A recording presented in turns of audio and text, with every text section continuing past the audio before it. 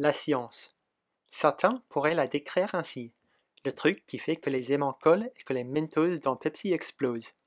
D'autres pourraient la décrire comme l'entreprise systématique de construction de connaissances par les tests d'hypothèses sur le monde naturel. Les personnes de ce premier groupe pourraient décrire les personnes de ce second groupe comme des geeks. En réalité, la science n'est pas quelque chose dans le monde, c'est plutôt une façon de comprendre le monde, en l'examinant de près, en faisant des prédictions, et en cherchant ensuite à savoir si ces prédictions sont correctes. En d'autres termes, toute la science est construite sur la base de l'observation. En physique, cela pourrait être l'observation que les choses tombent au même rythme. En chimie, cela pourrait être l'observation que le mélange de deux liquides fait boum. La linguistique est l'étude scientifique du langage. Les linguistes essaient de comprendre comment l'esprit humain est capable de produire et de comprendre le langage. Elle vise à comprendre les différences entre les langues, mais aussi les propriétés de la cognition humaine et de la société qui font que des langues sans rapport présentent parfois des similitudes. Mais si la linguistique est une science, sur quelles observations se base-t-elle? Une première source de données linguistiques est celle des données naturelles. Les données naturelles décrivent la façon dont les personnes utilisent le langage dans un contexte naturel et quotidien.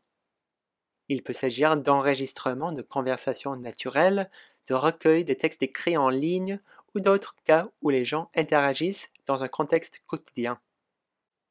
Une grande partie des sciences cognitives est soumise à ce qu'on appelle le paradoxe de l'observateur. En observant un individu, on modifie son comportement. Comment pouvons-nous savoir comment il agit lorsqu'il n'est pas observé?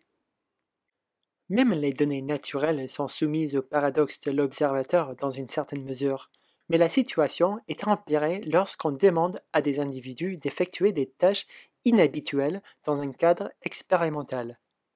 Un grand avantage des données linguistiques naturelles est donc qu'elles montrent comment les personnes parlent réellement, et pas seulement comment elles parlent dans un contexte formel ou expérimental. Cependant, les données naturelles ne sont parfois pas suffisantes pour décider entre deux hypothèses linguistiques. Considérons un exemple. J'ai en tête une règle. C'est à vous de deviner la règle à partir des exemples que je vous donne. Vous êtes prêts? Très bien. Voici quelques nombres qui sont conformes à ma règle.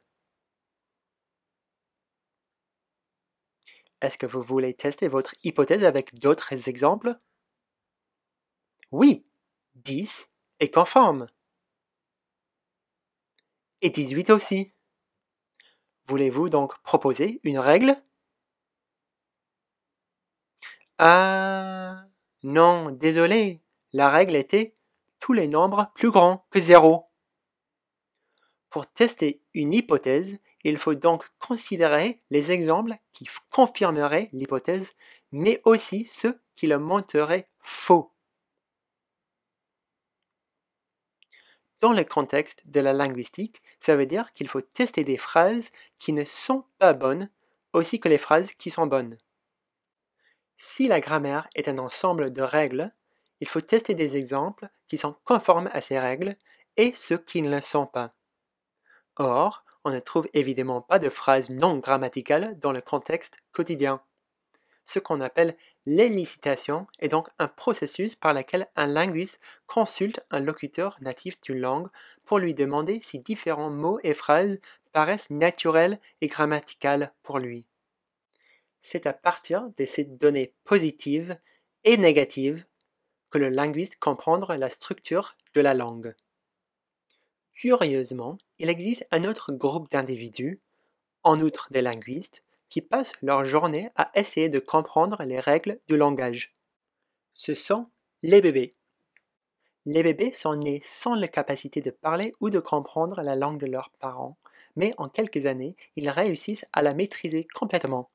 Et tout cela plus efficacement que les adultes qui essaient d'apprendre une nouvelle langue. De plus, les enfants ont un désavantage. Tant que les linguistes peuvent créer des hypothèses à partir des phrases non grammaticales, les bébés ne peuvent pas mener de telles expériences. Autrement dit, les bébés construisent leur connaissance de langage à partir uniquement de données naturelles. Cette observation a été au centre d'une idée appelée la pauvreté du stimulus. Dans certains cas, il semble que les enfants n'ont tout simplement pas assez d'informations pour pouvoir déduire les règles de leur langue, car ils ne peuvent pas tester les hypothèses de la même manière qu'un linguiste. Et pourtant, il est évident que les bébés arrivent à terme à une grammaire pleinement développée. Une solution à ce problème, proposée à la fin des années 50, est que les humains soient dotés dès la naissance d'un ensemble de règles générales de grammaire. Le nombre de langues possibles est donc limité par les propriétés innées de la cognition humaine. Ces principes innés qui sous-tendent l'acquisition du langage sont parfois appelés la grammaire universelle. Depuis que ces théories ont été initialement proposées, notre compréhension est devenue plus nuancée grâce en partie à des développements en statistique. En particulier, le raisonnement avec le théorème de Bayes peut permettre de faire des généralisations négatives basées sur les données probabilistes sans nécessiter de preuves directes de non-grammaticalité. Imaginez qu'un bébé fasse l'hypothèse qu'une certaine situation peut être décrite par l'une ou l'autre de deux phrases différentes.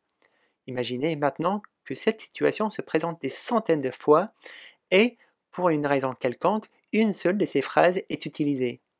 Oui, ça peut être juste le hasard, mais une autre possibilité, et peut-être la plus probable, est que la deuxième phrase, celle qui n'a jamais été observée, n'est en fait pas grammaticale. La vérité se situe probablement quelque part entre les deux. Même si les enfants peuvent apprendre grâce à des observations statistiques, il semble qu'il existe néanmoins des pressions innées qui rendent certains modèles plus faciles à apprendre que d'autres.